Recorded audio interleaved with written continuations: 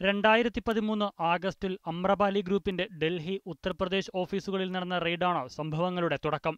2011-12 സാമ്പത്തിക വർഷത്തിൽ 2014 തീയതി രേഖപ്പെടുത്തി അമ്രപാലി ഗ്രൂപ്പ് ധോണിക്ക് ചെക്ക് കൈമാറിയതായി കണ്ടെത്തിയതിനെ തുടർന്നാണ് ഇതു സംബന്ധിച്ച അന്വേഷണം ആദായനികുതി വകുപ്പിന്റെ റാഞ്ചി ഘടകത്തിന് ലഭിച്ചത്. ഈ ചെക്ക് സംബന്ധിച്ച പരസ്പര വിരുദ്ധമായ നിലപാടുകളാണ് ധോണിയുടെ വക്താവും അമ്രപാലി ഗ്രൂപ്പും കൈക്കൊണ്ടിട്ടുള്ളത്. അമ്രപാലി മഹി ഗ്രൂപ്പിൽ ധോണി നടത്തിയ നിക്ഷേപത്തിന്റെ ഉറപ്പായാണ് ഈ ചെക്ക് ലഭിച്ചതെന്നാണ് ധോണിയുടെ വക്താവ് അരുൺ പണ്ഡെ പറയുന്നത്.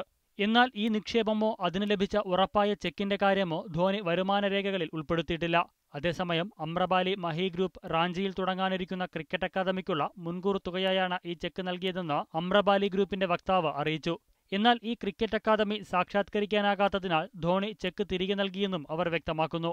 അതേസമയം ധോണിയുടെ ഭാര്യയ്ക്ക് ഓഹരി പങ്കാളിത്തമുള്ള അമ്രപാലി മഹി ഗ്രൂപ്പ് തുടങ്ങാൻ ലക്ഷ്യമിട്ട ക്രിക്കറ്റ് അക്കാദമിയുടെ പേരിൽ ധോണിക്ക് വ്യക്തിപരമായി എന്തിന് ചെക്ക് നൽകിയെന്നുള്ള ചോദ്യത്തിന് മറുപടി പറയാൻ ഇവർ തയ്യാറായിട്ടില്ല. മീഡിയ 1, ഡൽഹി.